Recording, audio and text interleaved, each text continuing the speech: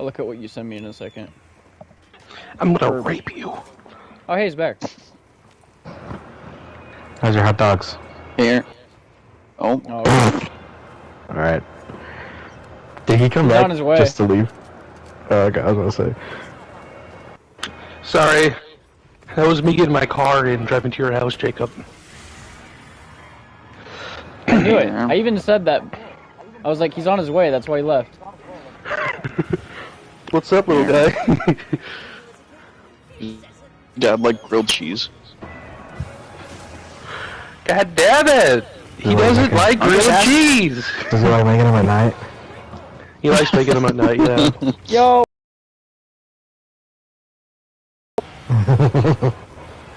I'm not doing them at night, Dad. I'm making them at night. I'm making them at night. We're going to Vegas. What the hell? Are they on that dock from the, oh god, what was it? The Doomsday Heist. Yeah, With the minigunners. Yeah, dude. No, fuck that place. This is the pier area from Dead Island. Oh god, alright. I know I got back, I've only been here for 20 seconds, but I gotta go. Yeah, I knew it. Fucking loser. Bye, Aaron. I was gonna go suck his hot dogs down his fucking throat. I already did that. Deep throat those motherfuckers.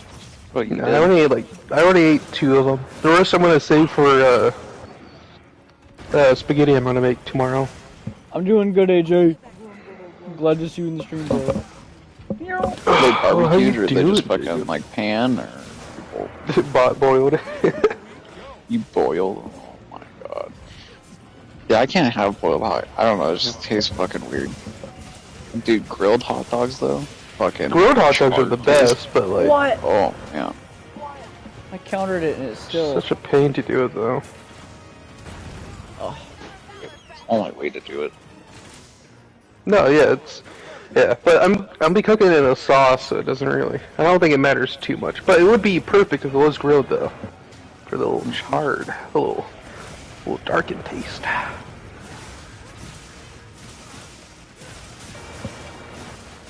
You know, I don't want to go to bed. Ugh. Then don't. I gotta go to work tomorrow though. Then go to bed.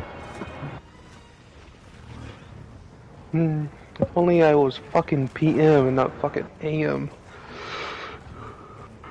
do the night shift. It's great. There's no problems with night shift whatsoever.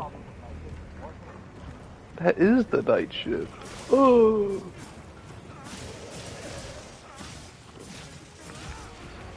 I gotta wake up at 5 and head to work at 5:50 or earlier if I wanna get some food on along the way. Oh.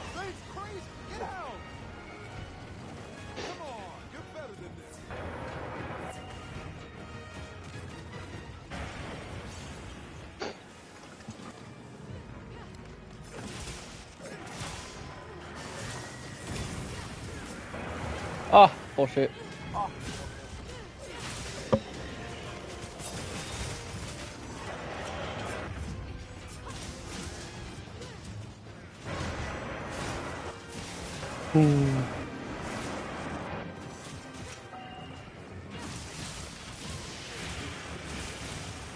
God, this weekend is gonna suck. Why? I only got 1 day off. And I'm gonna go to a barbecue with my grandfather. Which is a good part, but like, I gotta drive to my dad's to pick up my sister to do it. Ugh. Every time I fucking hear you in a call, you're like, I gotta pick up my sister, I gotta pick up my sister, I gotta pick up my sister. Mm-hmm. Like, holy goddamn. I feel bad for you, bro. Yeah. Oh well, it's not the worst. Do your parents pick up your sister ever? Yeah. Like from school. I'm like the I just help out when I can, I guess. I get treated like dog shit, everybody.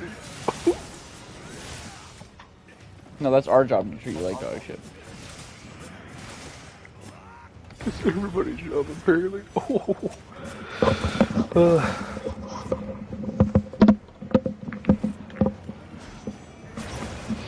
Hey, Aaron. Hmm? By the time you play WoW again, I'm gonna be level 60 if you don't watch out. Fucking. I love to play with you, bro, but like. Once you get to level 50, dude, it's so smooth sailing because of dailies. Well, I mean, do the Feralis dailies, but I am level those 40. are kind of a pain.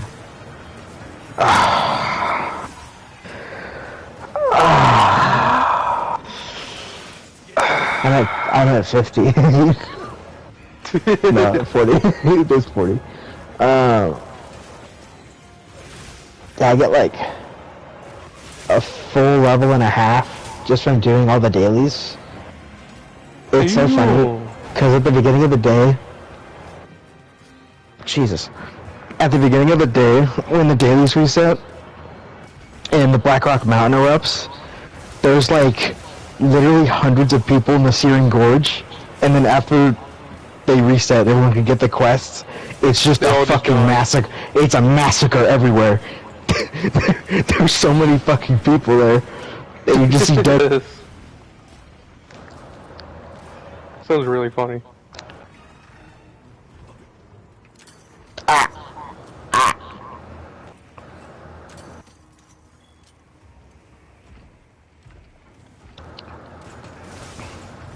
Alright. Come on, Aaron. Good night, Aaron. Oh, fuck. I want to talk shit about all my coworkers so fucking badly. Why? Man, he's just fucking annoying.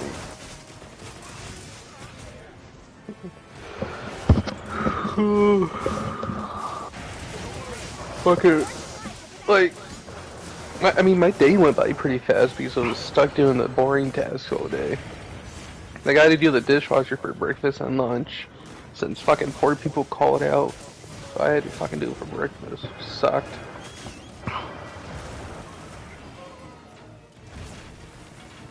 And the guy who was doing it for breakfast was just complaining.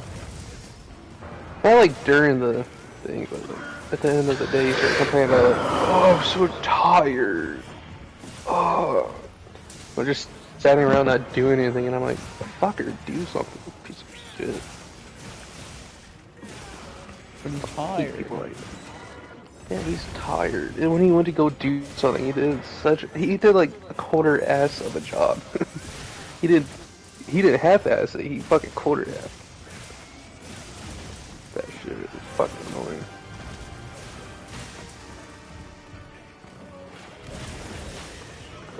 Alright. Fuck. Alright, good night. Oh shit. Right. Talk to you boys in the morrow. In the morrow?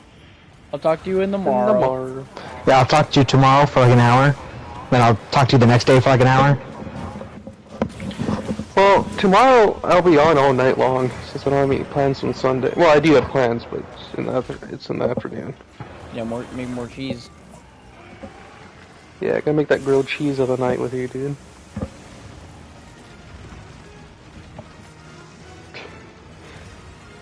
That'd be nice. Night grilled cheese. We shouldn't make a clan called the Night Grilled Cheese. Aaron, go to bed.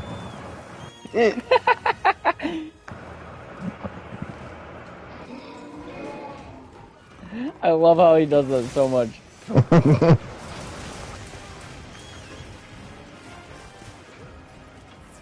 I have any mega potions? Oh no, my health is just not max for some reason.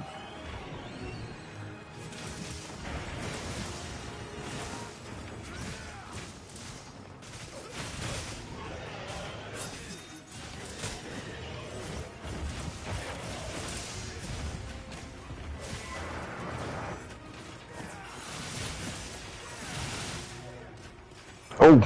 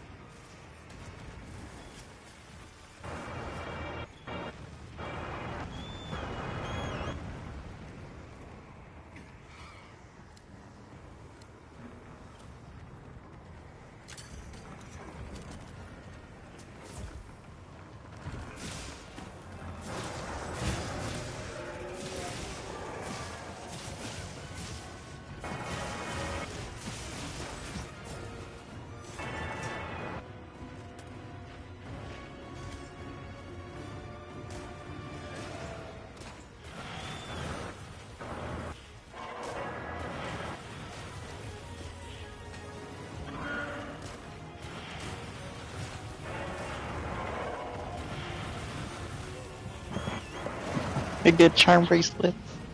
No,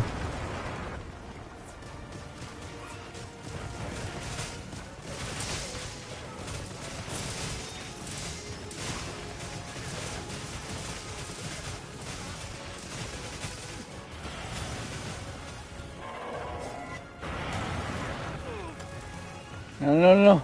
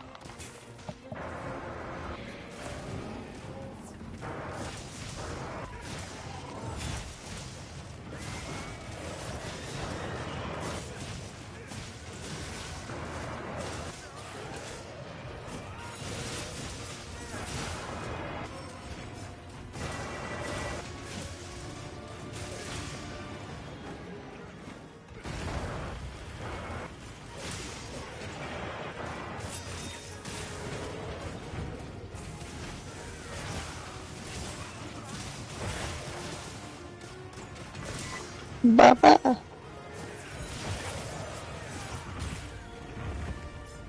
Warner Bros. Television.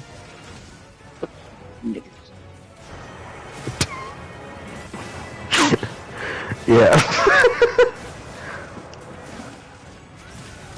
On Baldy. What the fuck was that? I just saw that. This is Star Citizen. Bring it on, Baldy. I'm at 44 seconds. You're at 44. Yeah. Alright. 3, 2, 1, go. Bring it on, Baldy.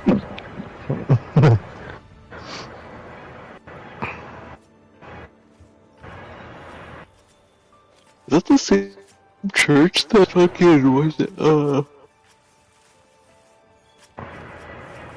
was that episode where they, the girl and her dad lived in the fucking church? Did the girl and her dad live in the church? So.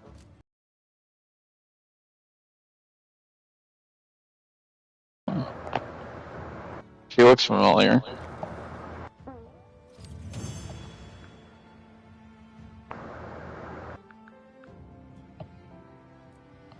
God, she looks so fucking familiar. She look.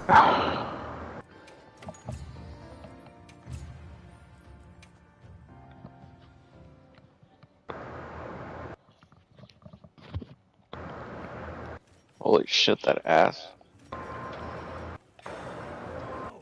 Noah, quit gooning. I heard from the others. Dude, doesn't Can't look stop, like she won't got stop, underwear on, dude. Can't stop one song. In the dress. I'll keep gooning. Oh, Professor. And it's Tara Wilson.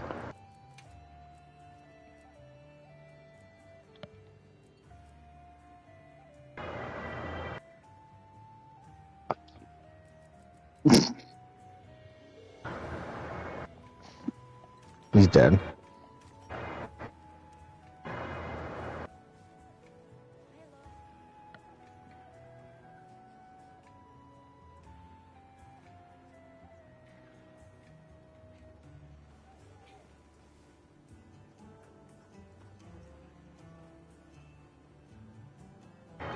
Am I streaming? I am. Alright, let me look Oh, at bro, what you get out said. of your own ass.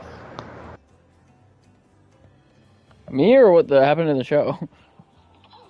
This fucking guy in the show. I am a bit of a celebrity around here, so yes, I will fuck one of my Massive students. ego, dude. Yeah. Anybody with a library like that, Oh, like in their office, and wears a scarf, should I bet die. this guy's a Discord mod. Patty Stew.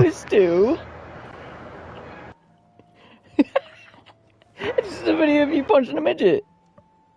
Is she a succubus? I like how he falls. It's just like a toy. Like Is you that broke a right? toy.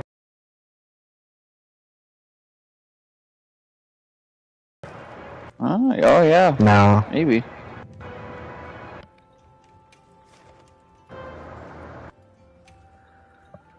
What the fuck?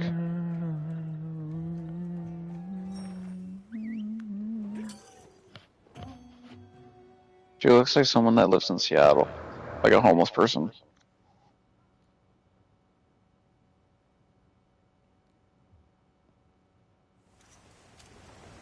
Destination's just a quick walk from here. Okay, well, let's be on our way. Find something useful. God damn. Oh! Head first. Oh! Oh, fuck! I don't think he would look like that. I don't either, but I understand this is a CW show and we should not be expecting that from this. I think it But looked like a holy fucking fuck. watermelon that exploded. Jesus. That dude that was walking down the stairs looks fucking familiar as hell too. Yeah, God damn it. He looks like the dude from, was it Friends? He looks like Gail Bedecker, to be honest, a little bit. Gilbert. He looks like, what's his name? The dude who voice acted, Benny in New Vegas. The one that died, Something Perry. yeah. He looks fucking, like,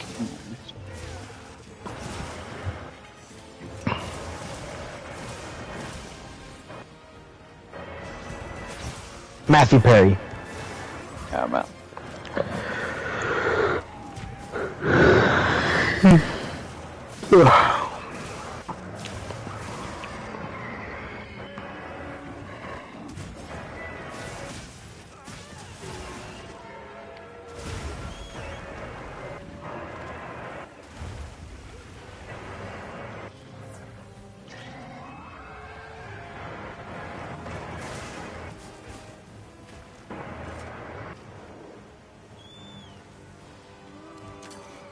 The guy.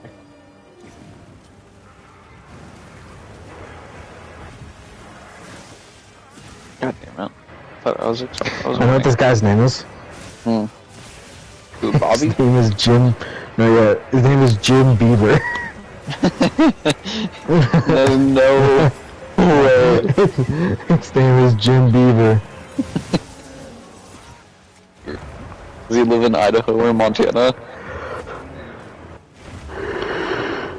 Let's see. Or Oregon? So we're Probably Oregon. Northwest. Oh, he was in Breaking Bad. Oh, shot.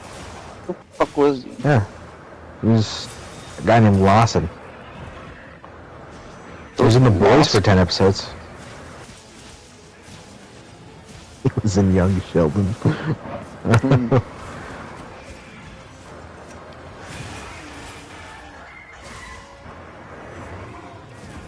He was in Better Call Saul.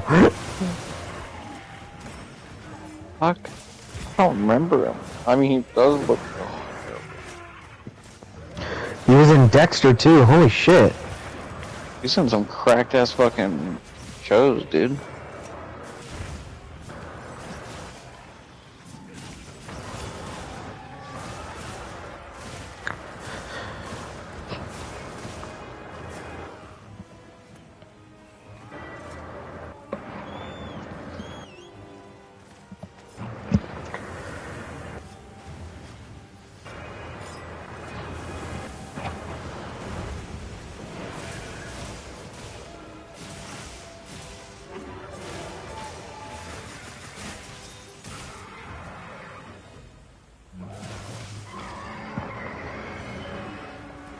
He's got a he's kind of got a point though.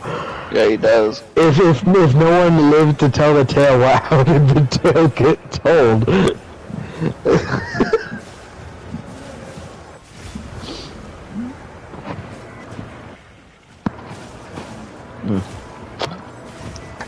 Have another beer. Huh? It's my second. I'd have to get up to my fridge. Yep.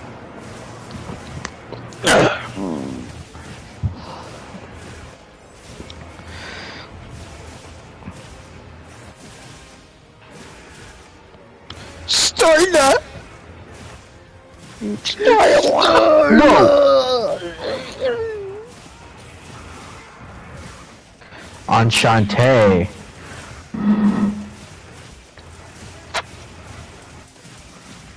In a barf.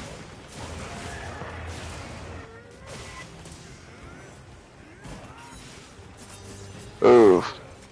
She's gonna barf on his dick later. Can barf on his dick.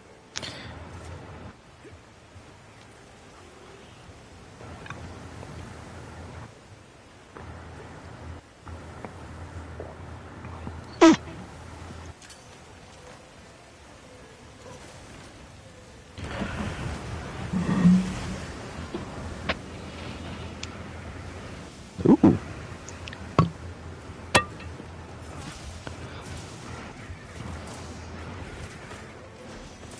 Oh, shit. wow. Fucking hot, dude.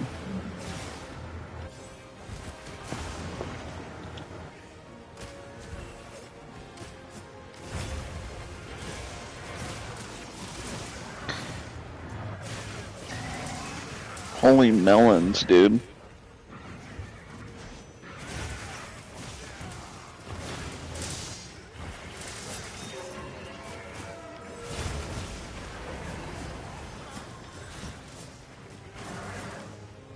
Like the Grand Canyon between them, dude.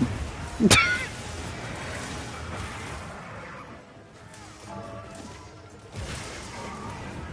you imagine it cuts to like the actual story, and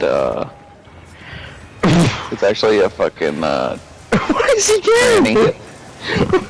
Why is he gay? Dean.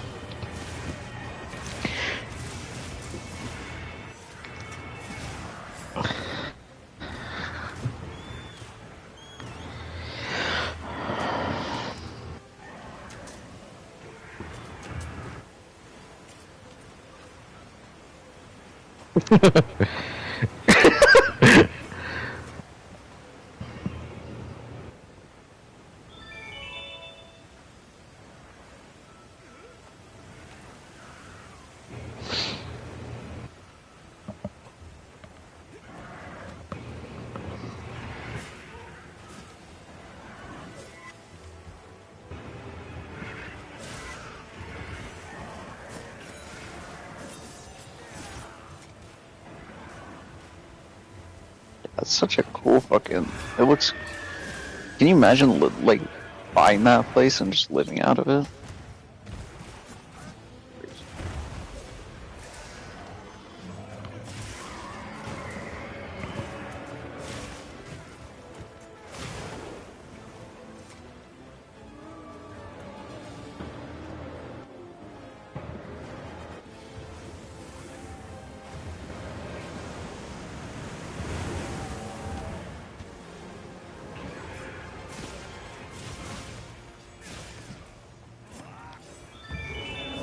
You didn't really give a fuck, to be honest.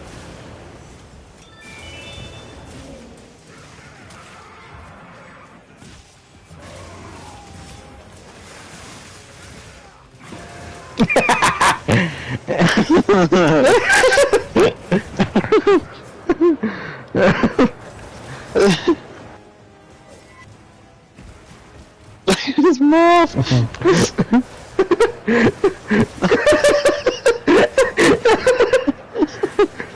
Come on, I wanted to.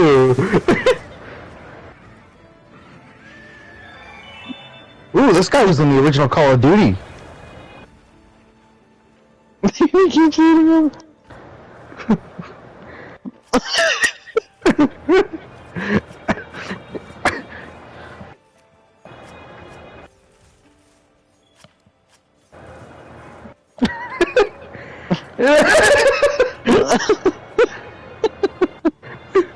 Be fucking hilarious if he's still eating them when they walk back home.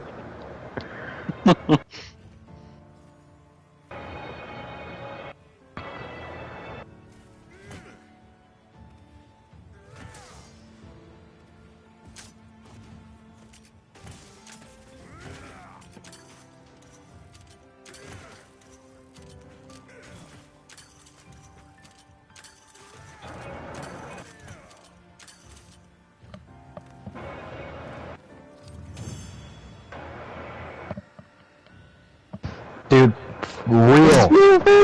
Real. Busty Ace. Oh my god.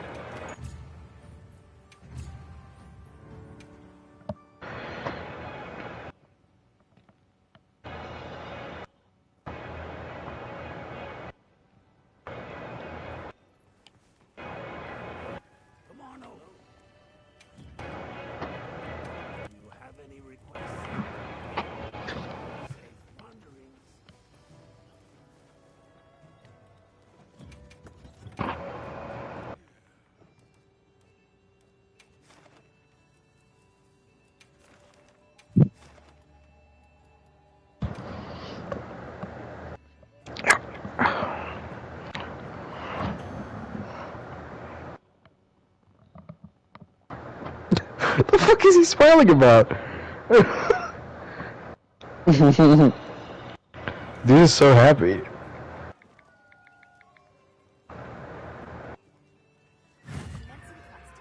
There we go, that's more like it. Aliens?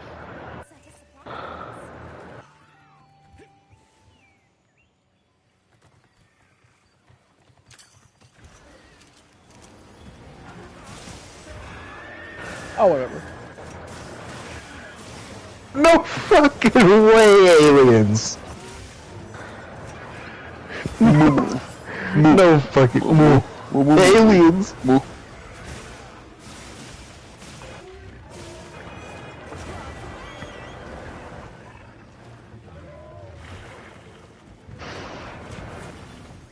Let's see what you got.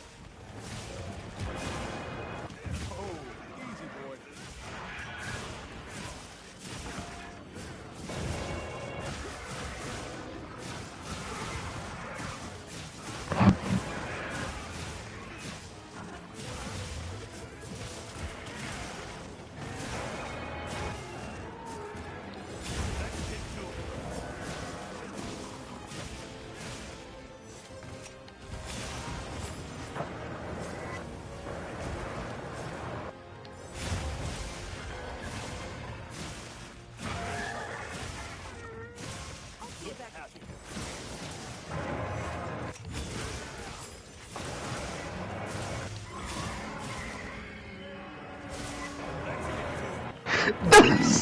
No fucking way, dude!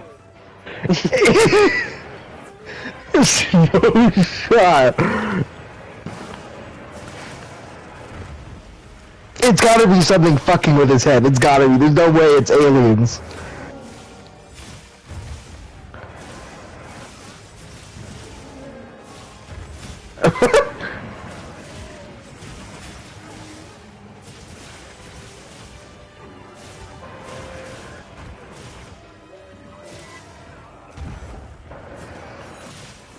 He's just high on, like, peyote.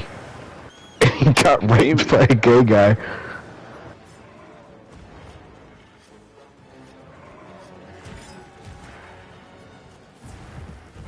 Check his asshole. Yeah. Yeah.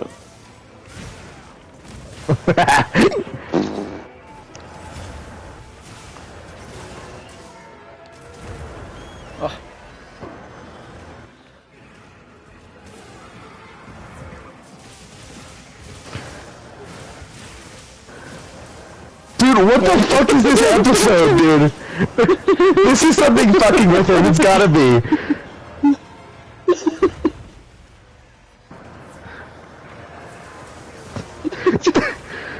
Imagine filming this. These are too drunk to fucking Oh my comprehend it. god. They're like, what the fuck did he even say?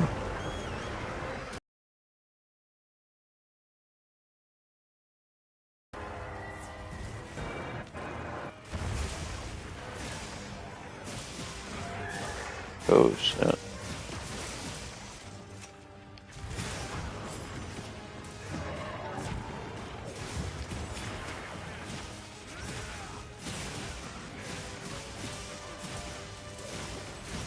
Oh shit, it's raining.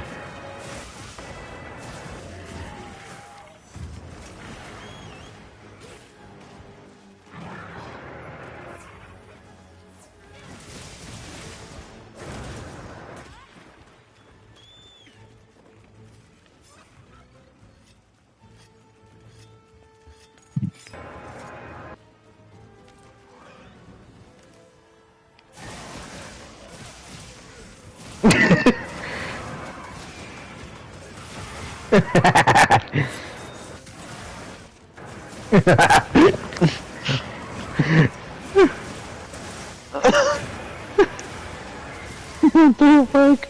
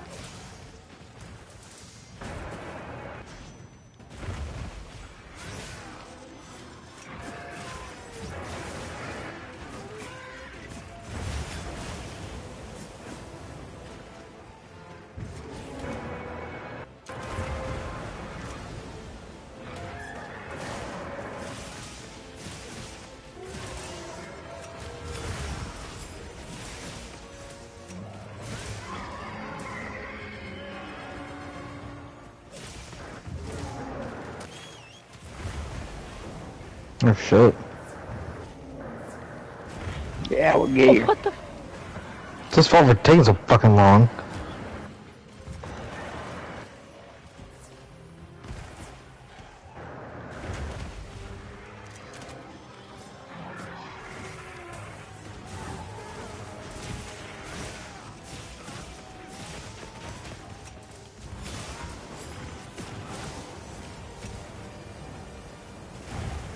After this episode, I'm gonna go to bed, dude. I'm tired. Alrighty.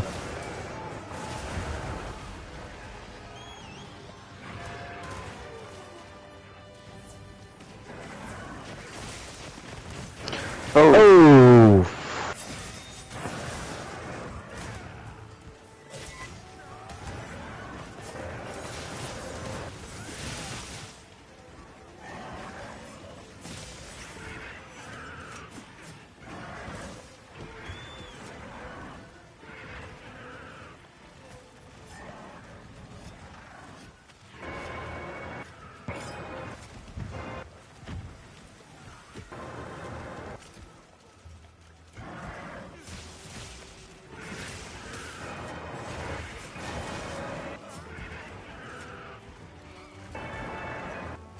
Oh, fuck.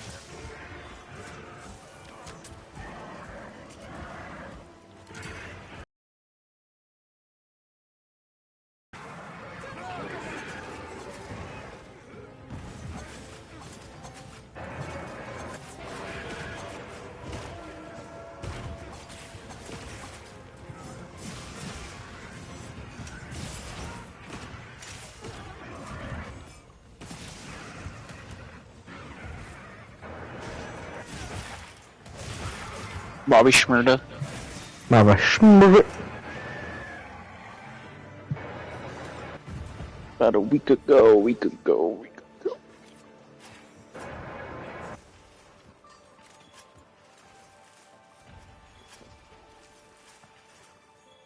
Teenage Mutant Ninja Turtles.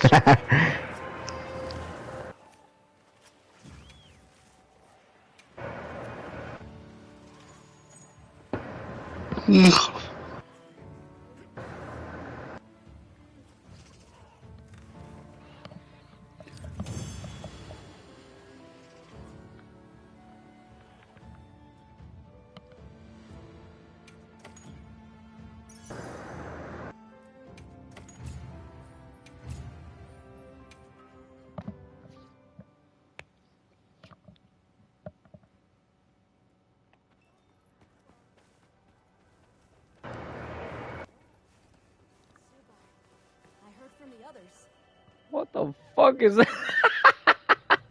What the fuck is that outfit?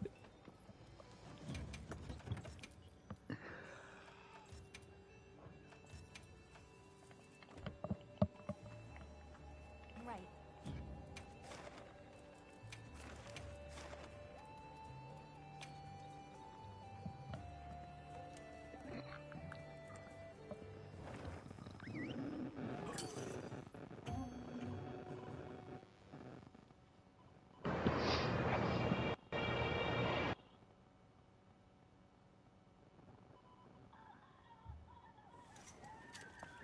I'll get ready too. Let's be on our way. A subscription kit. Hope you find something useful.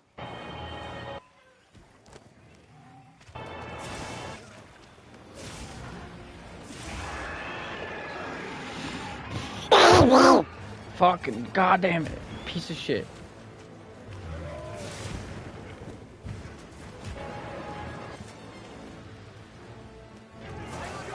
Don't get shaken off.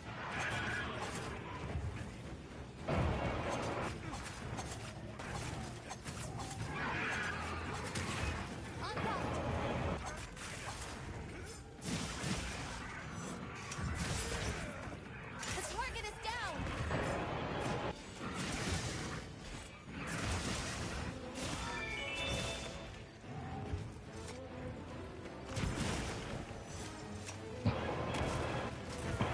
Hmm.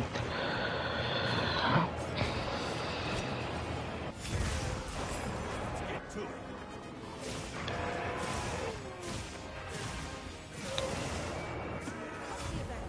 Let's get to it.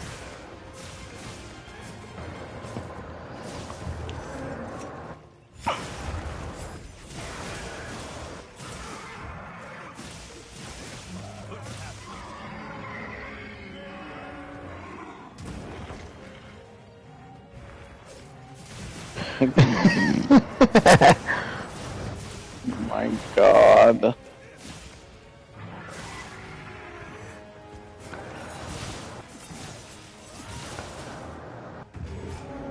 The fucking janitor.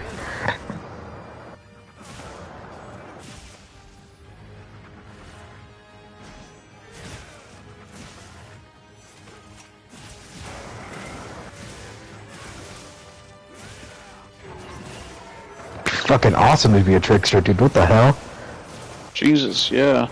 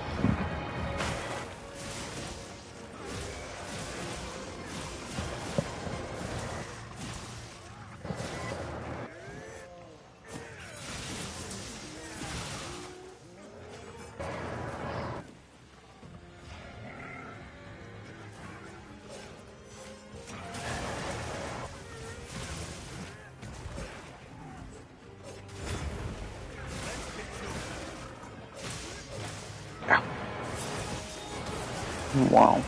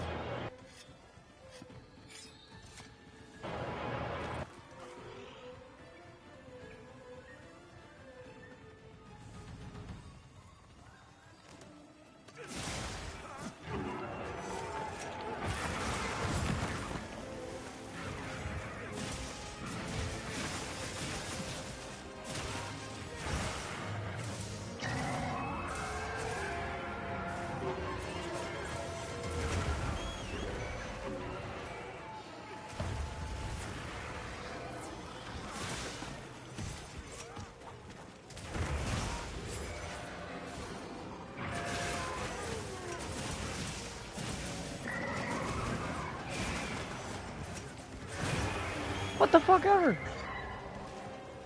Okay. So isn't the mud skippers are called mud skippers because they're mud skippers? Mud skippers, mud skippers, mud skippers. Mud sliders. Off burgers.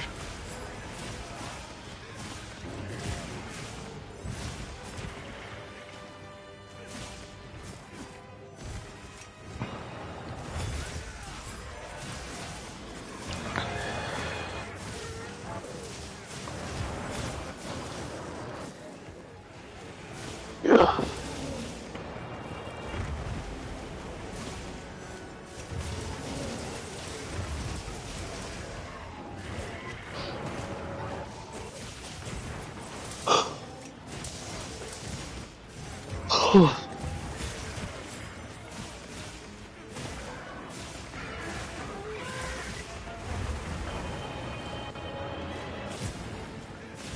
Fuck. Goddamn. Pause it. Where you at? 32, 32.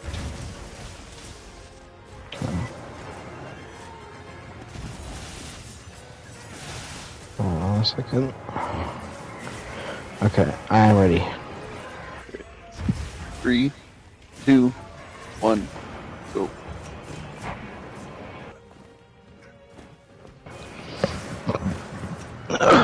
Search Dean. You search everything. Oh shit, the episode's almost over. He's gonna find something, isn't he?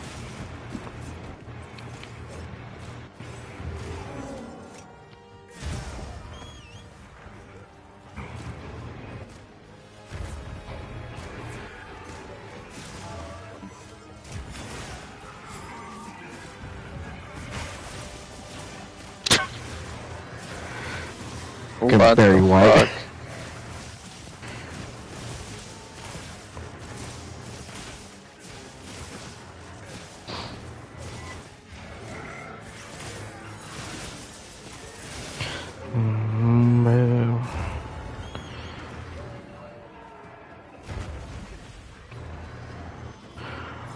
Hey, I feel you're that babe. I don't know why, I don't know why. Can I feel love, babe? Fucking Butterface on the left, dude. For real.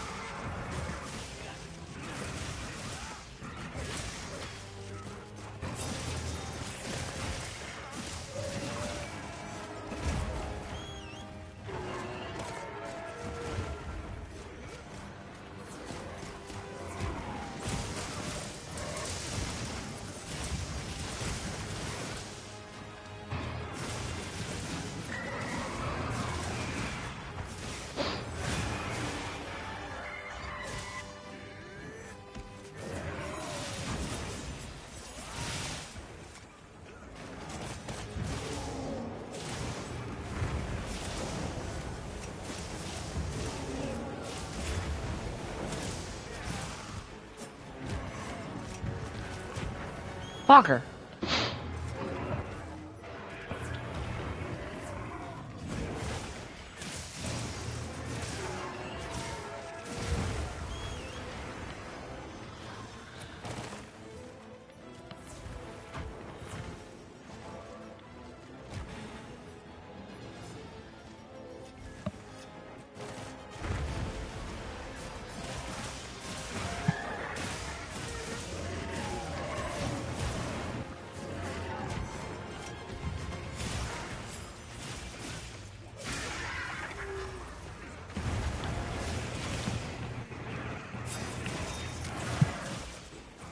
I like this guy.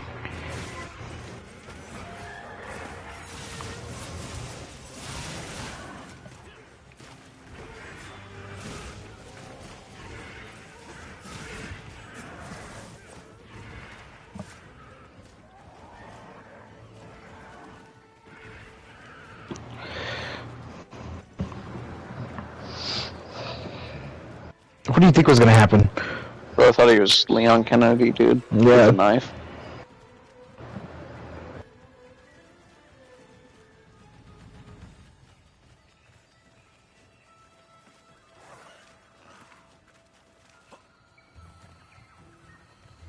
Oh, fuck!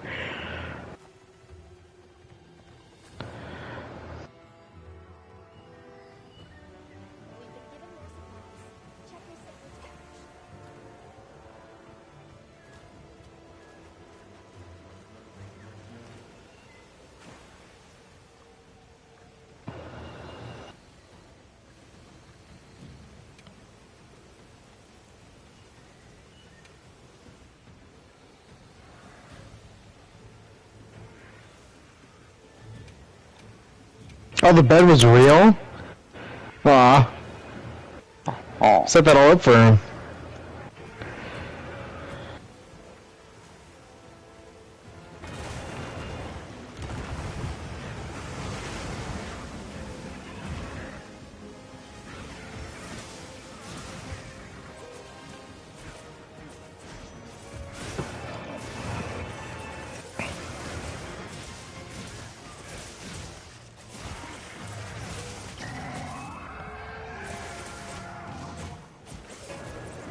Dude.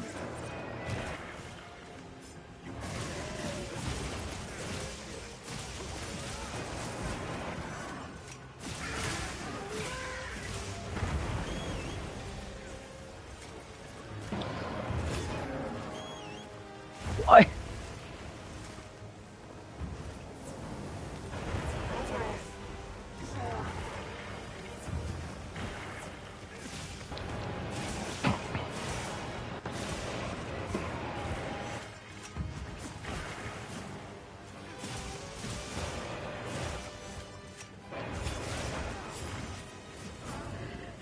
Oh shit, who's that?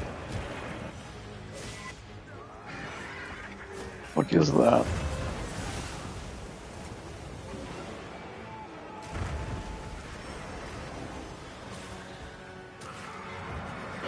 was fake. Oh shit. Use the tricks. I'm like, fall asleep. No, no worries. Gonna go to bed, man. And I guess I'll be on tomorrow sometime. Alright, good night. Good night, Ner.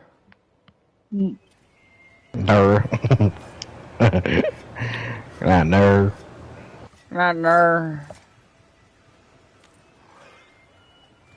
You still playing WoW? After Yeah. Supernatural? Honestly, I can respect that.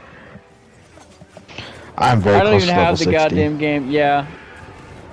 You've been on the grind for the fucking raid. I respect it.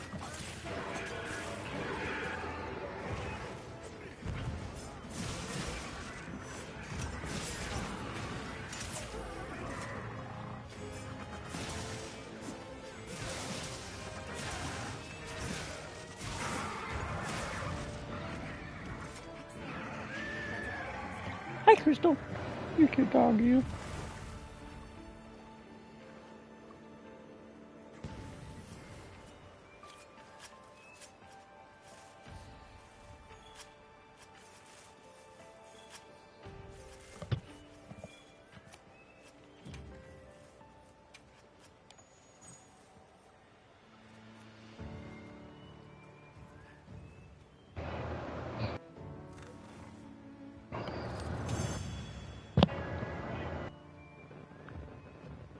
Shut up, YouTube. I don't care. Yay! I finally got 2 this time. I don't know why I've been getting 1. Been needing the fucking symbols so I can get better weapons, and it's not giving it to me. Finally. Piece of shit. I had to get on my knees and begs. No, fuck you. I had to get on my knees and beg, bro. No, not you. It's fucking episode, man. How can I serve? Watch this. Am I still streaming? Already? Yeah. I keep forgetting. I heard from the others.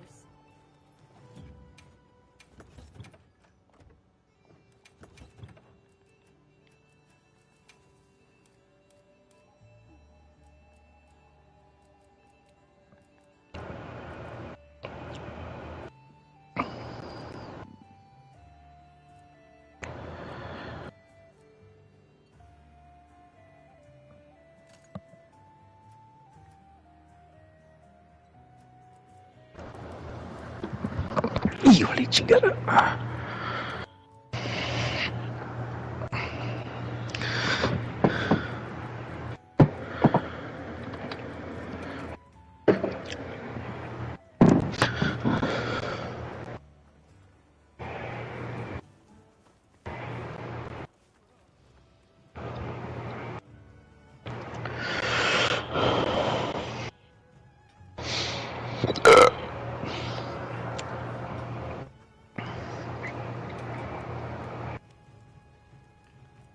How can I serve? Okay,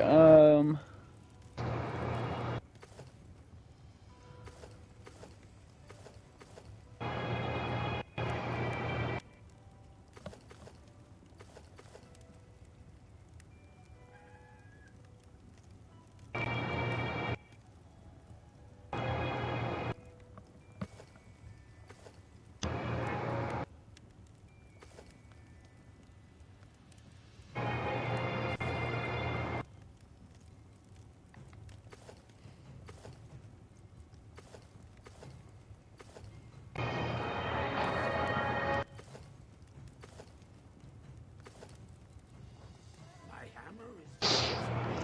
Do I see my character so far? yeah. Show me your shit.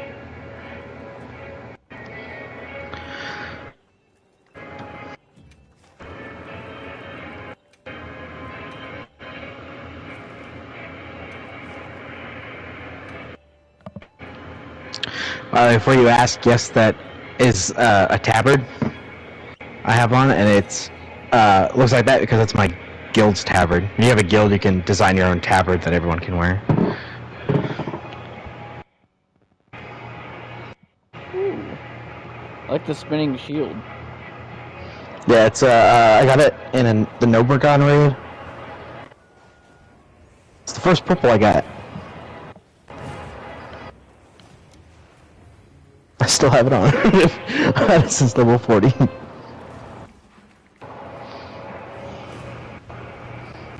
You gotta have it on for just the value in itself. That, and I haven't gotten anything better. Yeah, that's also a reasonable thing. Because gear is kind of hard to come by if you're not... If you don't have like 5 people to do dungeons with, or like 4 friends, then it's kind of hard to get gear because grouping up with people sometimes sucks.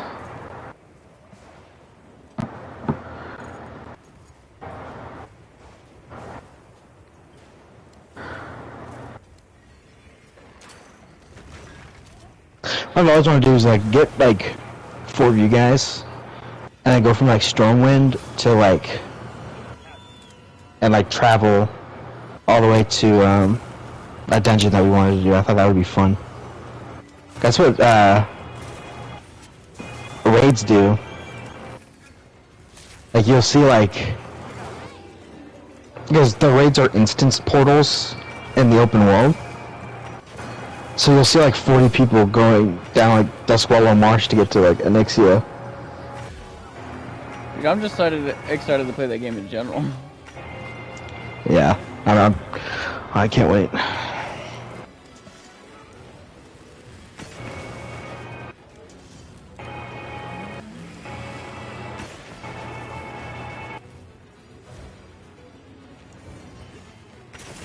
Oh shit.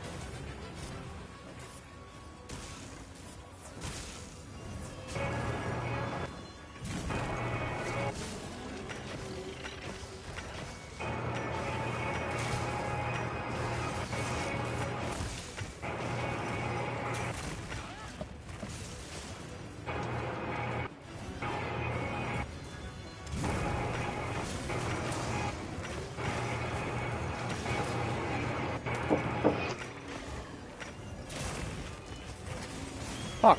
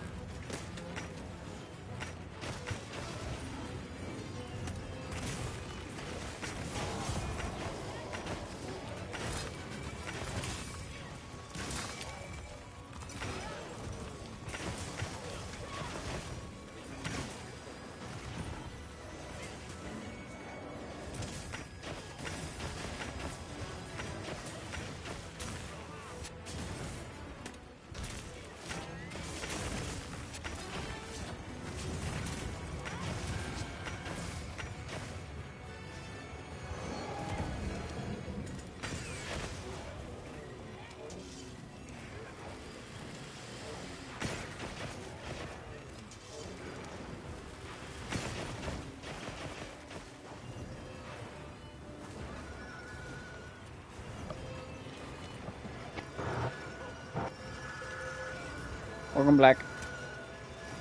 Thank you.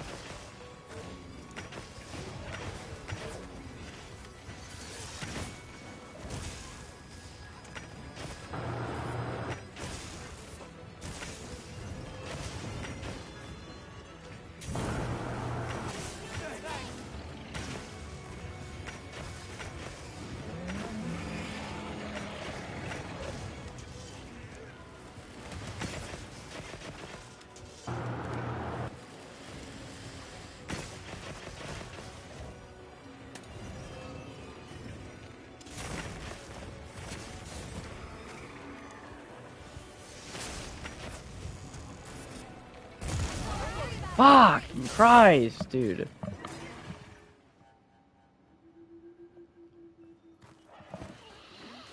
Hmm.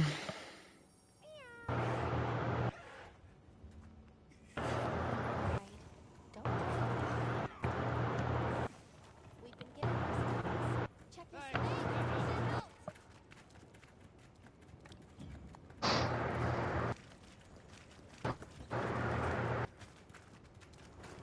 Oh, well, no wonder I'm fucking dying. Duh. My thunder resistance is -5. I love that.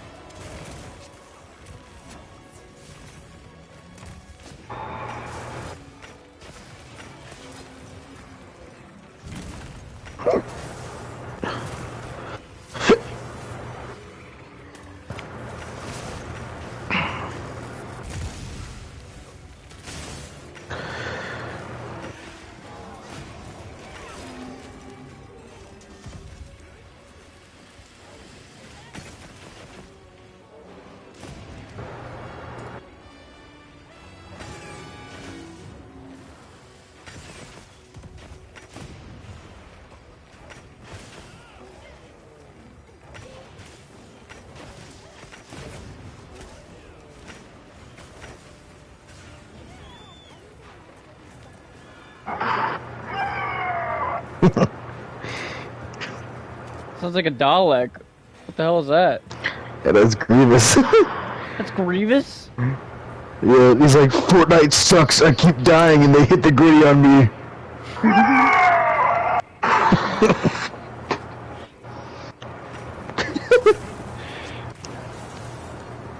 I'm downloading Fortnite by the by. You're downloading Fortnite? Mm-hmm. What purpose? Did you see what the new season's whole thing is? No. Is it World of Warcraft related? God, I fucking wish. Is it Star Wars related? It is. Okay. That explains it. I understand it now.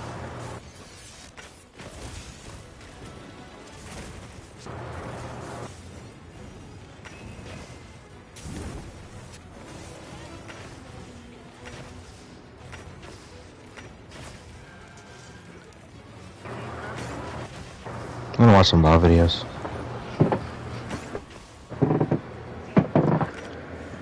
Makes grinding not so bad.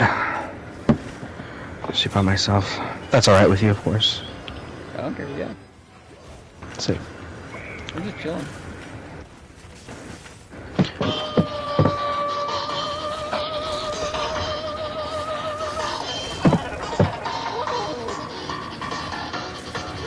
Loot, pixels, upgrades, looks. It's at the forefront of any RPG in history. Everyone wants it, no one has enough, and people will lie, cheat, betray, and steal to get it. So naturally, it has to be treated very carefully. And in the case of MMOs, even more so, since you're now in direct competition with other people. It varies between games. In current, it's not that big of a deal because of personal loot. You run a raid, and you get loot, or you don't, and you have nothing but luck to blame. However, in Classic, it's more traditional. You kill a boss, it drops loot, and you dish it out. Don't be fooled by this veil of simplicity, though. Behind this simple idea lies anger, jealousy, and betrayal. Something that players were not prepared for with the re-release was the loot and raiding. And in the game's short 7-month lifespan, many guilds have already fallen under the yoke of loot drama. And in this video, I wanted to talk about the 3 big ones, and their strengths and weaknesses for any aspiring guild leaders out there, or even those of you just looking for a guild.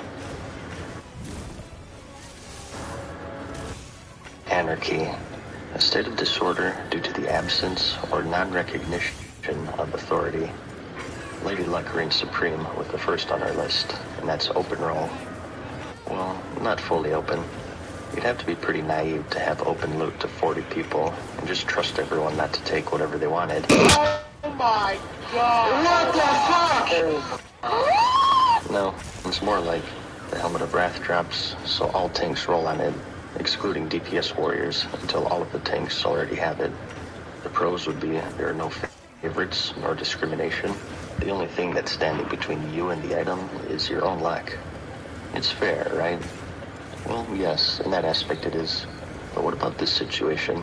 You have a tank who's online every day, tanks dungeons for guildmates, even if he doesn't need them.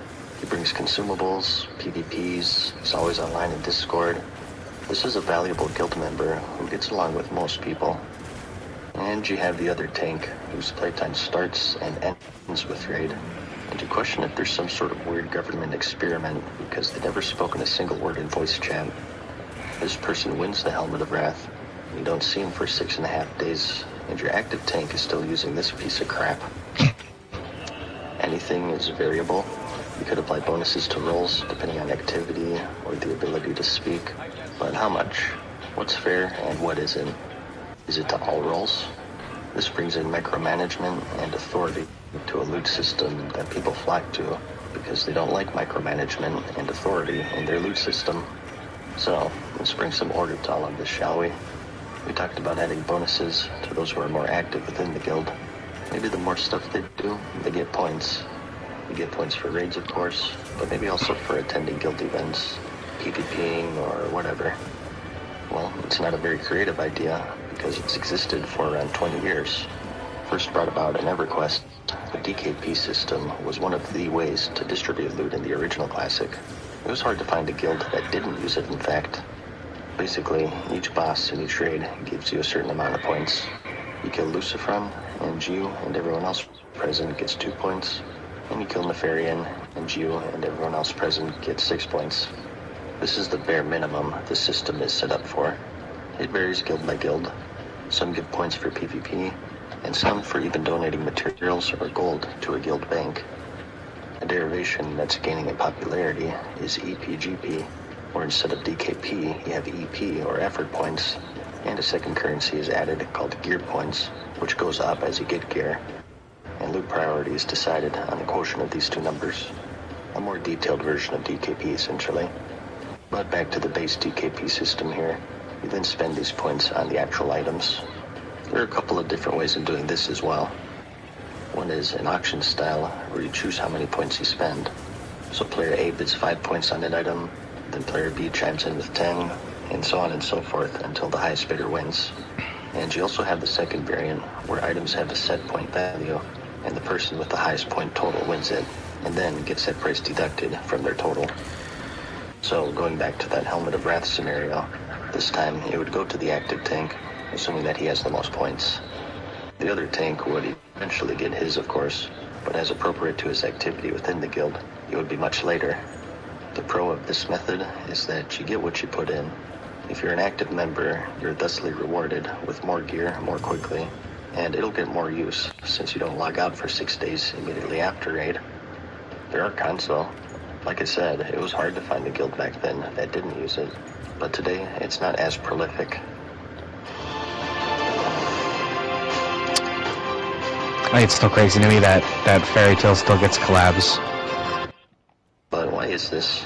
Yeah, especially Well, for first Monster is with the Hunter. variant A, where people can enter a bidding Fucking war. crazy. It's extremely susceptible to collusion. My girlfriend Let's say loves two Fairy Tale. Tanks A and B are real good friends. So your girlfriend has bad taste. And So, Sword tank Art B Online, bro. makes an agreement with A. She has C doesn't really bid, bad taste. just bid When I 1 told her I point. didn't 2 like years it, worth of she's like, semen. what? And I was like, yeah, I Otherwise, just don't we'll like spit Sword Art up Online. that I'm C sorry. A-hole. So 2 years this worth of allows tanks semen. A and B to stay at the top indefinitely because they get items for 1 point, and whenever C wants something, they bid him or her up to expensive prices. And even the set point system has issues. I can relate to this one perfectly, as it happened in my guild back in 2005. We had 2 rogues, A and B. A was a newish rogue, but a nice dude who tried hard. We were in AQ40, and the rogues in our guild were always pretty tight-knit when it came to gear. We would sort of convene and try to get the biggest upgrades possible for the lower geared rogues for the betterment of the guild. Everyone was like-minded and on the same page here, except for Rogue B, who happened to be our raid leader, in fact. Uh-oh. The item in this particular example was the ancient Kiraji Ripper. Rogue B we referred to as the weapon collector, because that's what he did.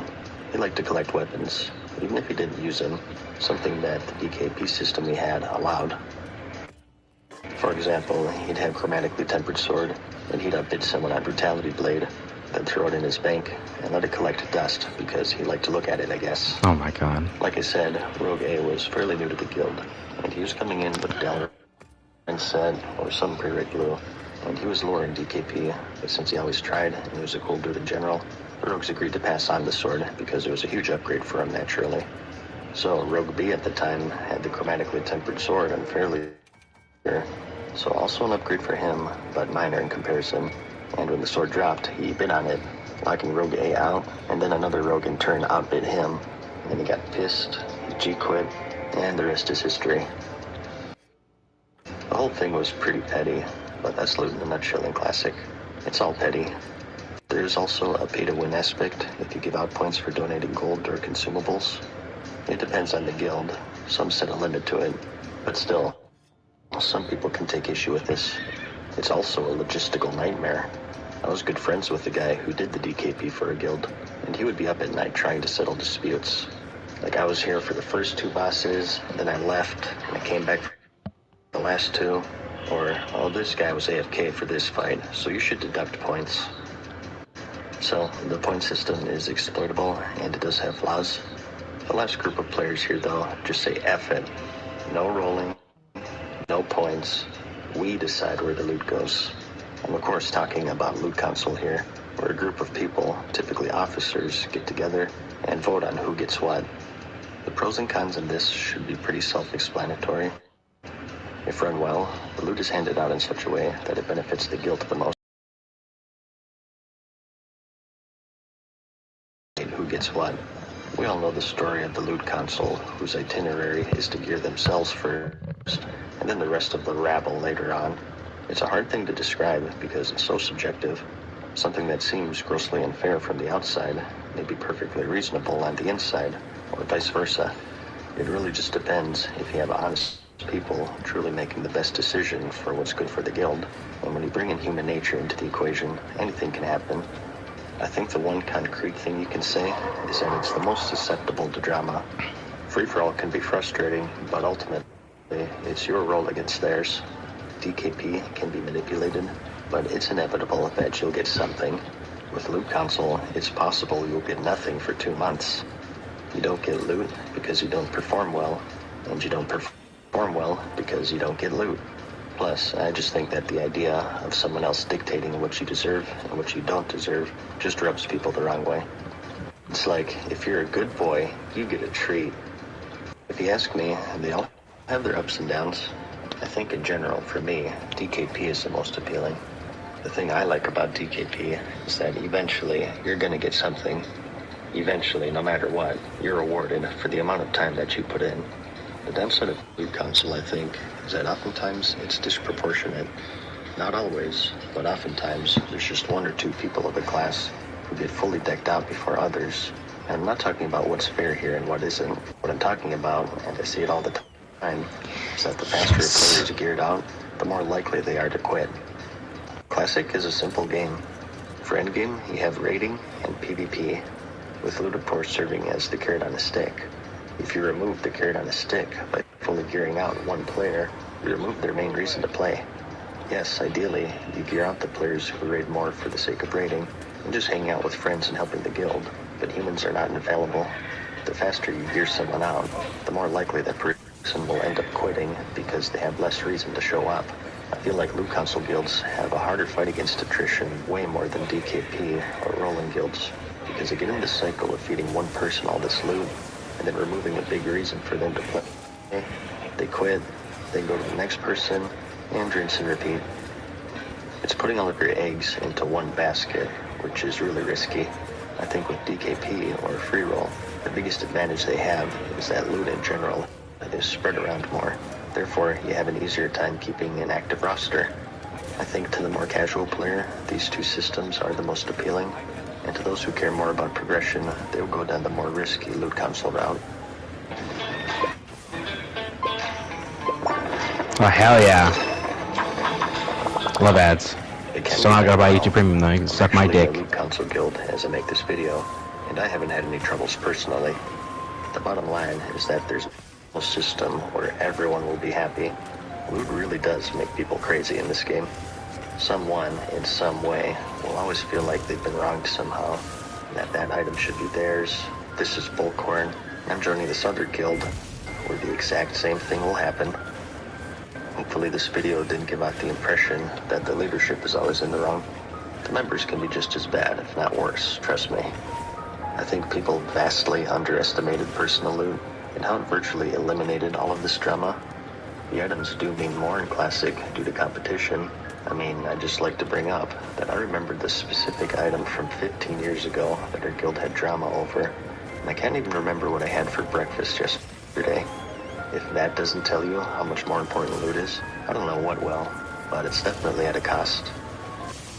If it were me, I would just go with the bouquet method.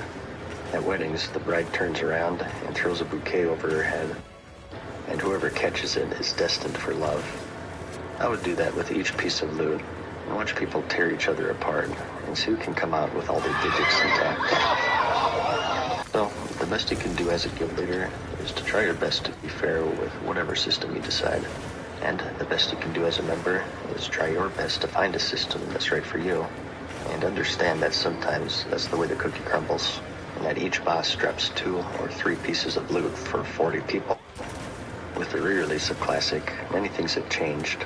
Bosses have become easier, the meta is more established. The only thing that hasn't changed is that loot makes people really angry.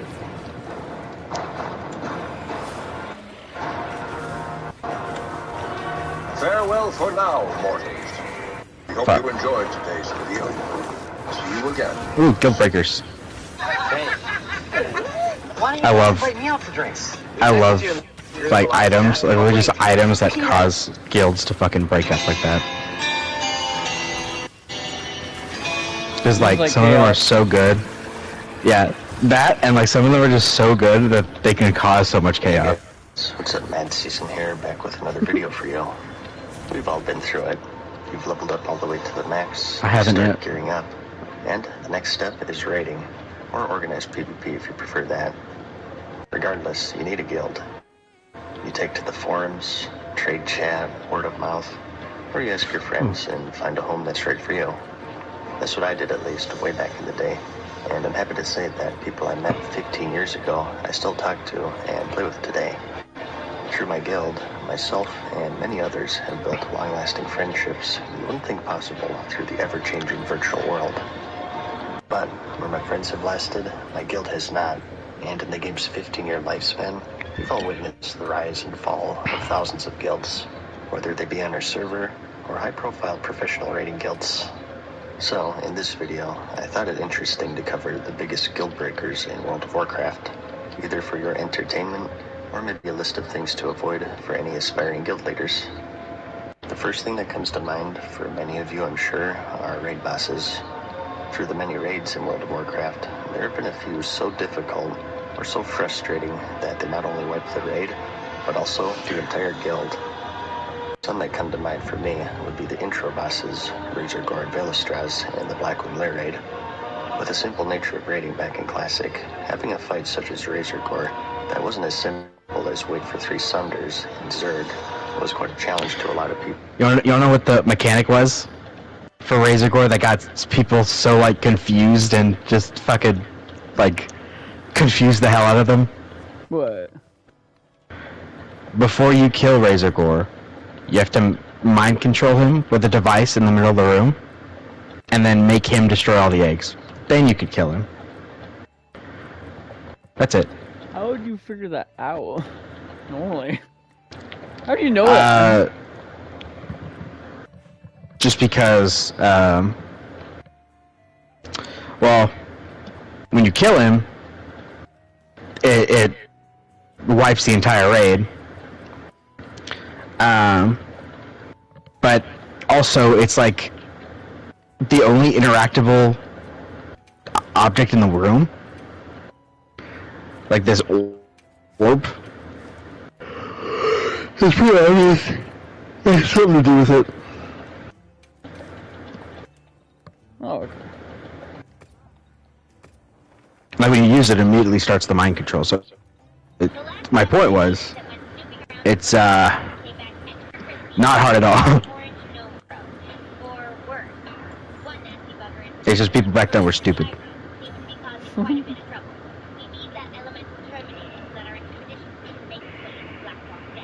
Blackrock Steps. And with Velistraz being a pretty tough gear check, many guilds who had conquered MC and thought they were the shit found out that they were just plain shit when the Blackwing Lair was released, and cracked under the pressure because they didn't have a hunter who knew how to kite.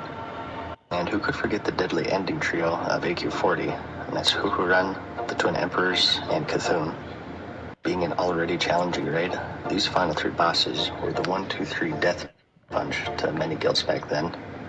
Huhuran being an unforgiving resist fight that required you to farm level 40 dungeons, the Twin Emperors just being extremely unforgiving, a very mechanically complex fight to pull off at the time. You have to keep them separated or else they heal to full, and one only takes physical damage and the other magic damage, which was tricky because I thought warriors were the only tanks back then. Screw it, just spam Battle Shout. And of course we have Cthulhu, who was deemed to be mathematically impossible to kill, even considering the best of the best gear for all 40 members with perfect play. And being before the age of multiple difficulty settings, if you couldn't beat it, you couldn't beat it. There was no alternative, and lack of progress broke any guild eventually. And the Burning Crusade, of course, hosted many excruciatingly difficult fights that remained unbeaten by 99% of the population until the inevitable nerfs came in. I could go through an entire list of raid bosses, but this is a subject that's been covered pretty thoroughly already, so instead I want to go outside of this realm and talk more about some of the lesser known guild killers of not only Classic, but the current game as well. and also include my personal experience, having been in the same guild from the start of vanilla to today. I forgot about the red Karaji battle crystal.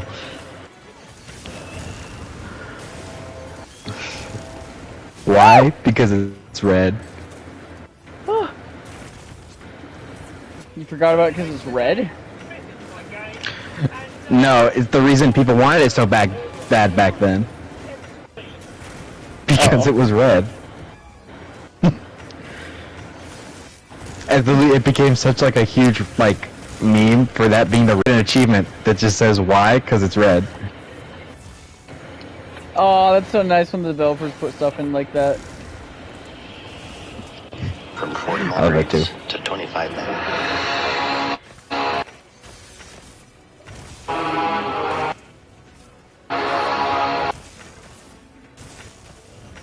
It's 2007. Just over 2 years players have spent in the world of Azeroth, and they're ready for their next adventure into the Outland. A realm filled with demons of the Burning Legion and lorded over by Illidan's Stormrage. Many new challenges await, including raids of course, and if you were there at the time, you couldn't wait. I was so excited, I think I spent all of my emotion for the rest of my life on launch, which is why I'm dead to the world today. But what's this? The grand scale of vanilla raiding scene had been pruned. No longer would we take 40 players into one raid, but rather just 25. An atmosphere of wonder and discovery was quickly dashed with the realization that there just weren't enough raiding spots to go around. A problem made worse with the fact that the first raid of the Burning Crusade, Karazhan, was sized for only 10 players, a meager fourth of the roster size designed at vanilla. Raiders, upon hitting level 70, were excited to explore new ground, only to discover that if they weren't part of the clique, they weren't part of the raid. My guild in particular had an A-team of officers who all started the raid as soon as they hit 70, leaving the rest of the guild to fend for themselves. They would take the best tanks, the best healers, DPS, the main raid core for all of vanilla, while the rest of the peons were left empty-handed. It wasn't enough to break the guild, but it certainly left a sour taste in people's mouths and led to many members leaving for greener pastures. And it was the same for many others. The subscription base of the game rose with the Burning Crusade expansion, but it seemed like half or less of the top raiding guilds coming out of vanilla would survive the initial pruning, depending solely on how the leadership handled Oh, this guy doesn't know what he's getting into. raiding roster. Oh my lord. Whew. What? Oh no. Never mind. He's a bot. Whew.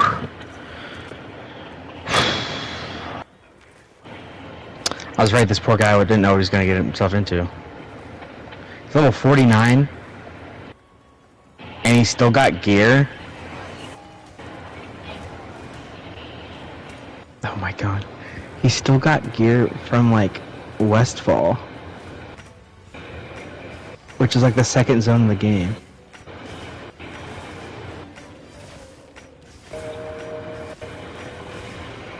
Like the first dungeon you beat in the game, you get a quest.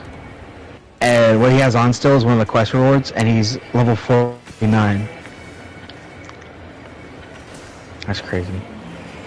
This dude's so fucked. He's got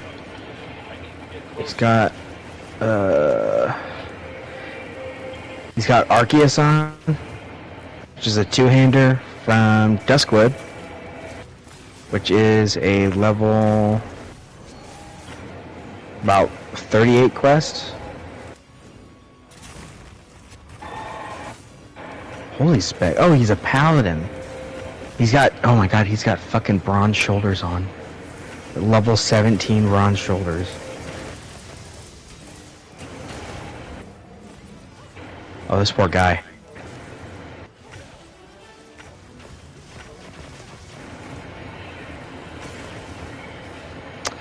Oh, good luck, buddy.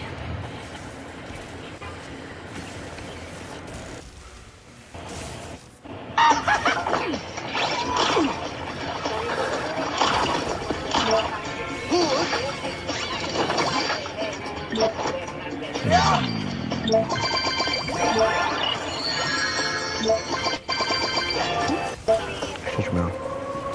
If the guild was to survive, smaller tight-knit cliques would form. And if it fell apart, from the ashes arose smaller guilds designed for the diminished raiding corps. The Burning Crusade was the death of the Zerg Guild. But as I said, it depended on the leadership. If it was good and people were treated fairly, everyone raided and they had a good time. Which leads me to the next part of the list.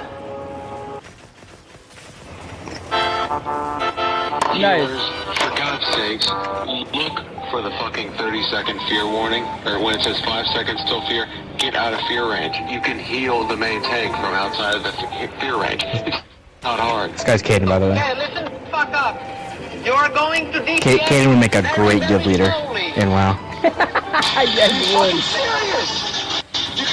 You fucking oh my god. I'm fucking done. I'm done.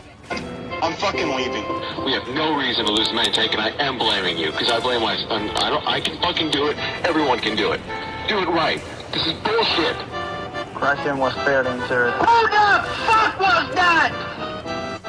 Crush him? What the fuck? Seriously, if you say one more fucking word, you're out of the fucking raid, and I'm done with this shit. I'm trying to fucking help you. If you can honestly just shut the fuck up and let me talk, I will. Don't play like you're just fucking going through the motions. You'll get your goddamn loot eventually. That's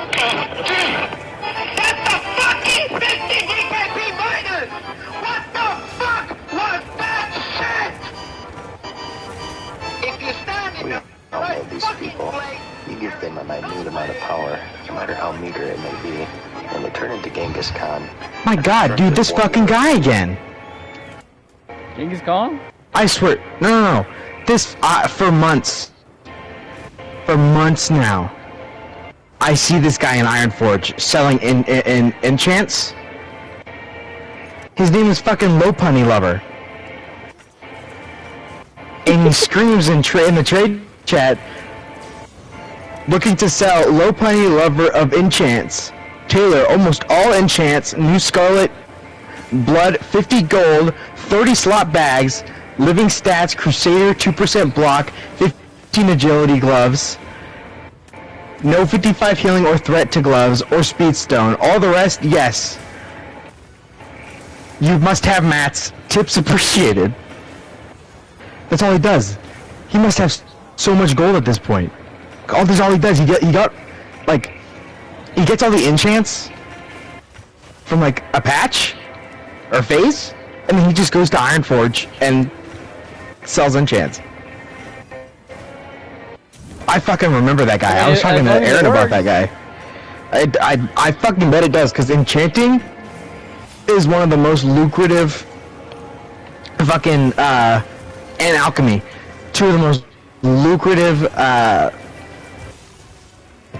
professions in the game. Because when you're an enchanter, fucking everybody needs you. Blacksmiths need you because they need you to transmute their thorium into enchanted thorium. Or elementium, I mean. And you'll have to pay fucking top dollar for that. Because... oh my god. Because it's required for a lot, especially a warrior, they're fucking best in slot, dude. Crazy. I do make quite a bit of gold from my blacksmithing profession, because I'll make like armor, sell it on the auction house. Like, I got some. I should go to a mailbox. I got a sale that went through earlier. I'll tell you how much I got. Right now I have 65 gold. Enough not to listen to his or her commands. Then when I pick it up, and with a smile on your face, your time in the guild will be short. Am I making myself clear? Is anybody upset by the fact that I'm pointing everybody out and saying that that was a piss poor fucking job? Is anybody want to oppose? Please step up now and tell me why I'm wrong, that was a shitty. These are people who've lost grip at the World of Warcraft. At the end of the day, it is a video game, and a relationship more. I sold a mithril, a heavy mithril breastplate for 10 gold. Except you're not getting paid. You show up. I'm at 75 gold now. Sit down, clear comms, and keep your mouth shut. Let me get this straightforward to you, you stupid fucking idiot. Your healing fucking blows dog shit. I don't know how to No play longer more is it straightforward an than that. environment of a bunch of friends cracking open some cold ones on a raid night and having a good time, but rather that of getting things done as fast as possible because no one can stand each other. Now we're all gonna die up here. Nice job. Nice job. Everybody give the dumbass warlocks a fucking clap for not staying. For not listening to fucking simple ass motherfuckers. These guilds never last because Listening. they're just not fun. I have a good Simple example ass of my fucking guild back in the day. instructions. I was in a semi-hardcore raiding guild in Classic. We did alright.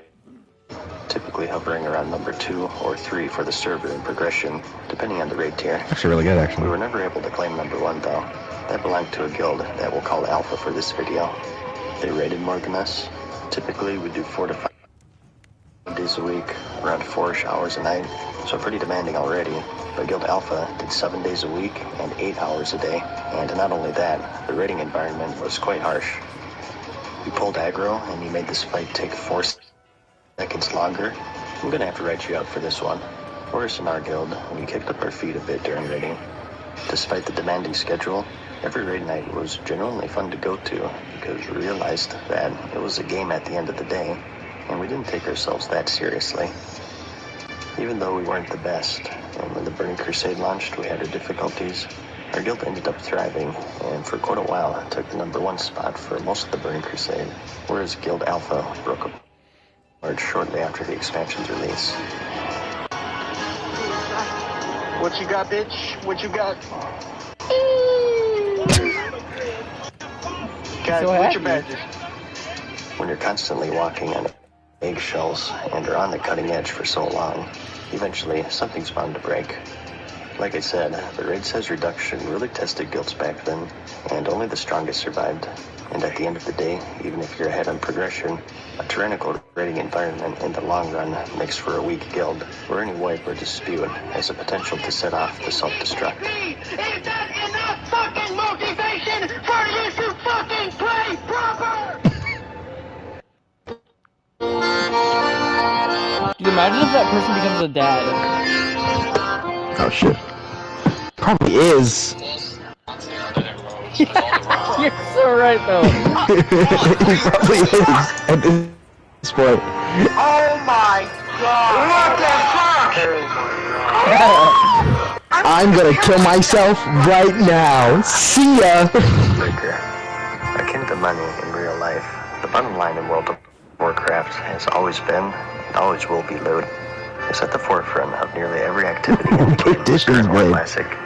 You raid for loot, dungeon, PvP, earn gold so you can buy it, a Buy it. profession so you can craft it, or betray and use those around you so you can get it. It's why, with the previous point, you suffer through unfun raiding environments to obtain, and just like money, it really brings out the worst of people and will test any guild. Today, with the advent of personal loot, which was released in the Mists of Pandaria expansion, is really not a big deal. You kill a boss, and each player has a chance to receive their own personal loot. However, up until then, the bosses only dropped a set amount of pieces, and it was up to the players to decide who gets what.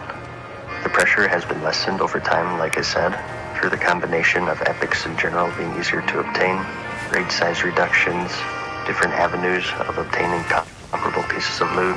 Loot drama is at its peak in Classic, since these raids are the primary means of gearing up. There's no badge system or currency to serve as an alternative to progress your character if you have a dry spell in the raiding scene. The loot drama has been something that people vastly underestimated with the re-release of Classic, and many guilds have already fallen victim to it. Jesus Christ. What? Wait, what? Yikes, dude. You of course have the corrupt The leadership Hearthstone. board who uses the guild to gear up themselves. Another example I have is another guild who use the DKP system. Basically, you gain points for killing bosses, and you spend it on gear in a bid against your guild mates, usually seen as the quote fair way of dishing out the loot. Back in the day, there was a guild whom the officers went heavily negative into DKP because they asked favors for their members to pass for them, which they probably did to earn those sweet good boy points. So, going into the AQ40 raid, they were heavily in the red, and and they made the mysterious decision to reset DKP across the board for every member, evening everyone out to 0.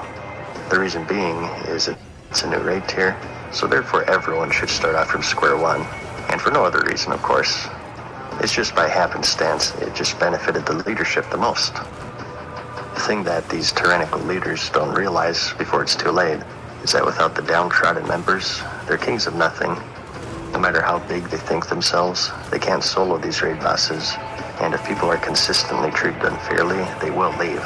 It's that simple. Case in point, the guild did clear through AQ40, even killing Cthulhu, which was really impressive back then. To finish AQ40 in vanilla, you had to have some serious dedication with some skilled members. But like many others, they dissolved shortly thereafter due to the unfair environment. And I'm picking on the leaders here, but the members can be just as big of a problem. The things that people will do for loot is pretty gross, actually. To your face, they're your best friend, and then maybe you get something that they're after, and you hear later that they talk about you as if you're this heinous Disney-esque villain who stole what was rightfully theirs. That was me when Aaron stole my Scarlet Crusader tabard, like a year ago. I still haven't forgotten. You petty mofo. It hurt me that much. It hurt me that much, dude. I told him. If it drops, please don't need on it. And he needs on it. And he gets it. He's like, oh, I was going to trade it to you. It's so bound. It's so bound. You can't... Old wounds. Here's a little life tip for you. If someone is constantly trashing others in your presence, they're probably doing the same to you when you're not around. It's sort of like a high school drama. It's a bitch. It's even more sad when you realize that the primary audience classic are a bunch of 8 year-olds. Bitch. Because it's my life, Tiny. You might not appreciate that. You might not Why understand would you let it affect you like that? Why? It's a game. Life. It is my life. You might not appreciate No, it's a it or game. understand, but this is what I do with my life. These are what we like to call drama Andes. A druid? Classic, it seems. Oh my god. You have to go to that new place. So my life. You have 0 time. I think it's true that there are people who need to have some sort of drama in their life to keep them going. They thrive on it, and it's certainly true. The World of Warcraft players, they're either... There's no, like, in-between with them, you know? They're either insanely skinny or fucking ginormous. There's, like, no... Like, any picture you see of a World of Warcraft player, they're either really fucking fat or really fucking skinny. Which one are you, Adam? Well... I'm really fucking fat. I got a neck beard and everything, dude. We solved the mystery. Oh man, no, it'd be funny if I said I was skinny.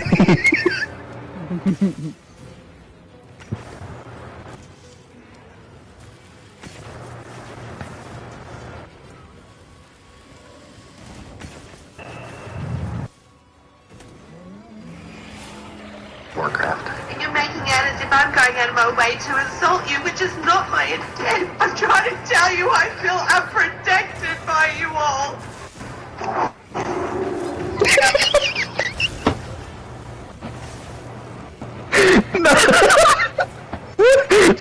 If she said that, some guy put a protection buff on her.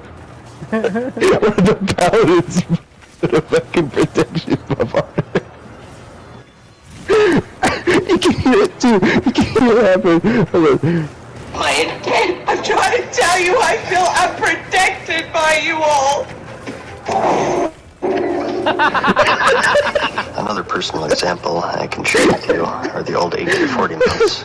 Since the AQ40 rage is so a bit of mercy and put on the loot table a selection of epic mounts that players could use, even if they didn't have the epic mounts be trained.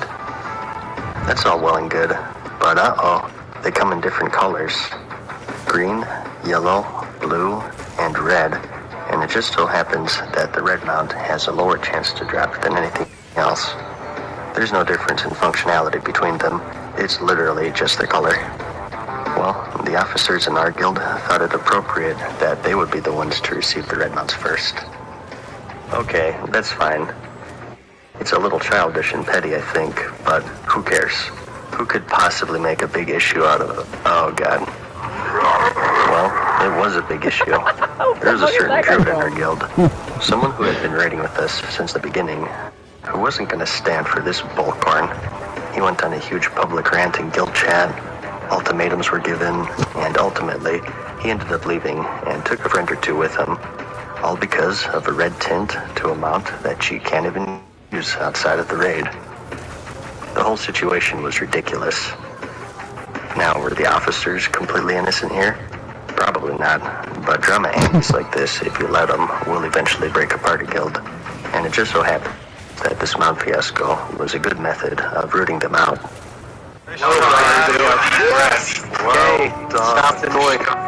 Let's get everybody up. Oh, who looted the fucking gold?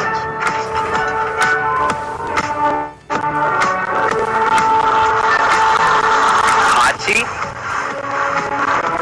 Ninja. What the fuck? Darian, quit touching that chest. Darian. Claude, what are you doing? What the fuck? Hachi, what the fuck, dude? You're still in here, you piece of shit. I'm going to kill myself Right now. See ya. See ya. Dude, what the fuck?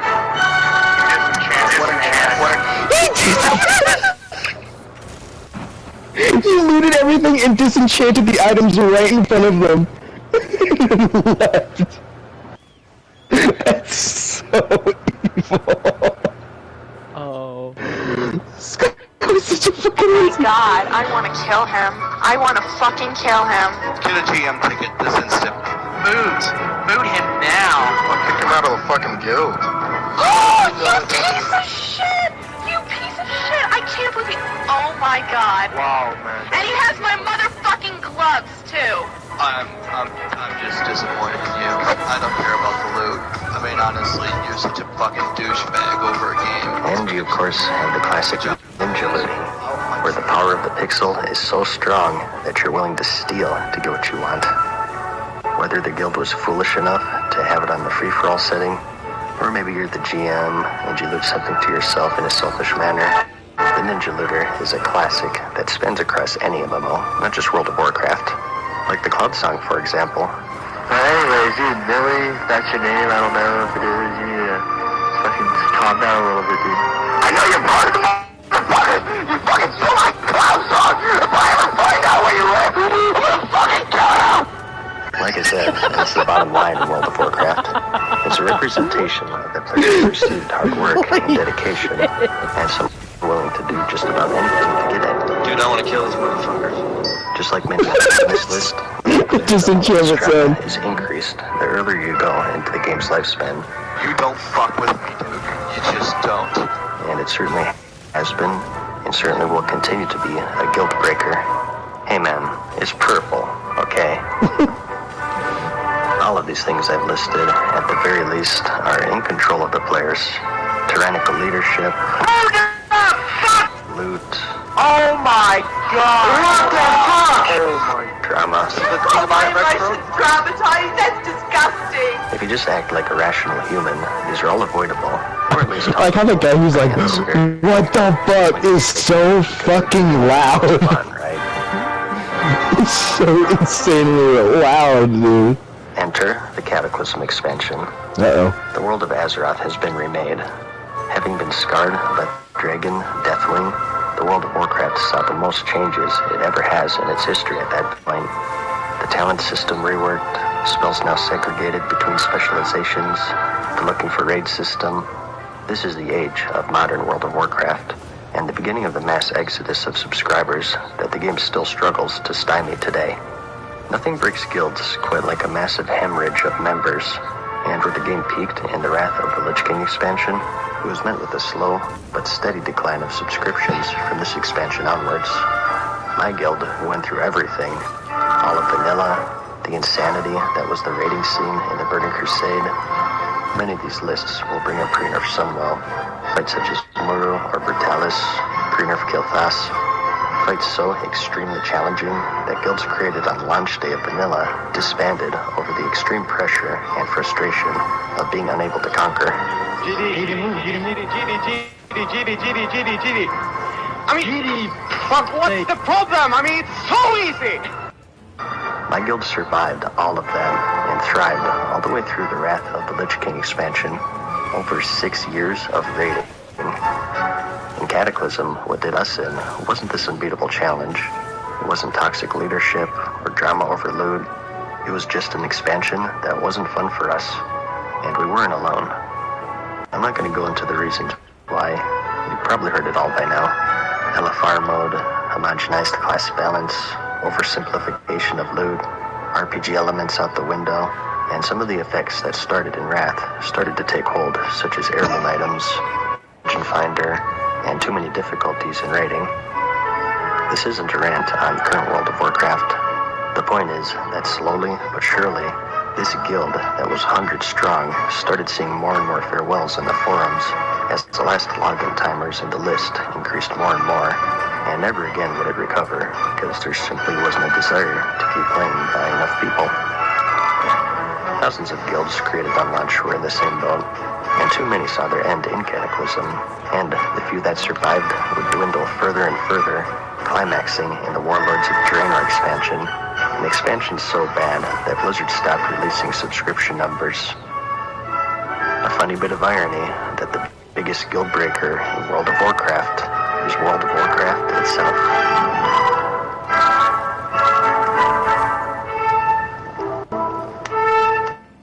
Farewell for now, mortals. We hope you enjoyed today's video. What's this video? The longest build-up ever in a video game. Please be World of Warcraft. Please be World of Warcraft video. I'll be so happy if it's a video talking about how good, like, earlier World of Warcraft stories were. Please be it is. Let's go! I kind of got away with Warcraft 3. My parents were rather Dude, just Bo and I were in sync with our movements, so sick. So when I Oh, hell yeah. hands on a game that had story, Bo is so much fun to use, though. Bo. So Oh, yeah. They're so fucking clean, dude. Range in these games I actually like now, because certain ammo you don't have to fucking farm. Once noble hero I had led down the path of damnation sat triumphantly on his frozen throne, I understood that Warcraft was a different kind of story. But there was one thing that bugged me. In the penultimate chapter of the campaign, something was revealed in the depths of a lost underground kingdom. What I bet you, what this video is about, is I bet you that it's, it talks about how fucking fantastic the build-up for these characters were, and how like, and how like good of a payoff it was in like an expansion, and then it gets fucking ruined by a later WoW expansion. That's my guess on where this video goes. We'll see. Bloody some quakes of awakened dark things under the ice. Ancient, horrid things. What the hell are they? They are the horrors the dwarves spoke of. They are the faceless ones. Beings that had never been spoken of before, come from a place deep below, forgotten. As the story moved on from this, I was left with many questions. And when Blizzard announced a new, different game, I wondered if the answers awaited me in the lost and forgotten places of this familiar, brand new world. So, I began my search. This video is sponsored by World Anvil. An interesting thing about World of Warcraft is that, as an MMORPG, it does as much of its storytelling through its environment as it does through its non-player characters, quests, and dialogues.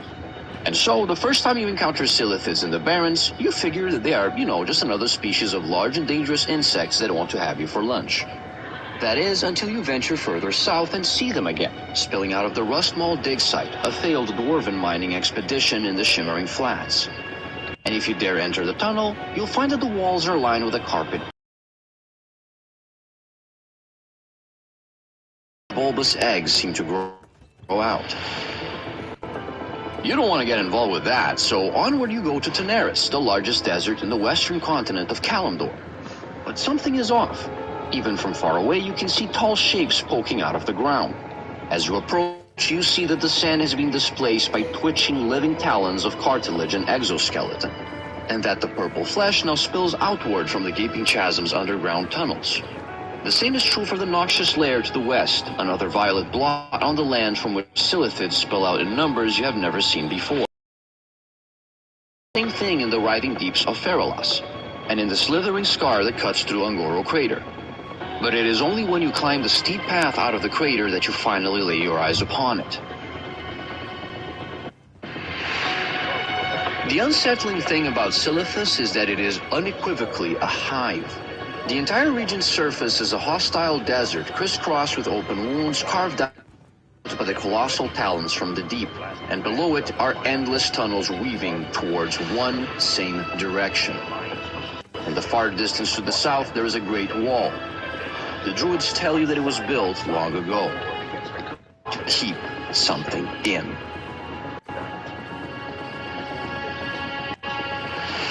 Death is close.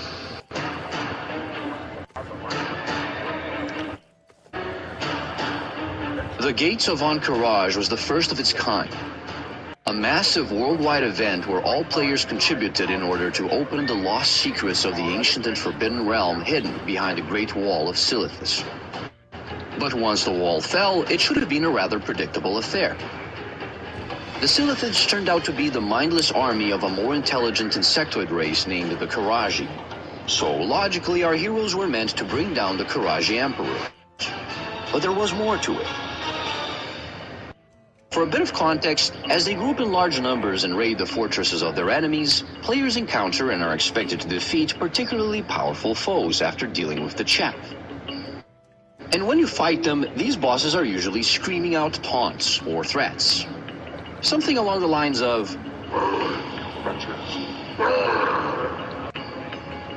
big bright red letters. See, in WoW, when you write, the letters change in color. White is normal, red is screaming, orange is for description, etc., etc. What matters is that pink is for whispers, which you use when you want another player and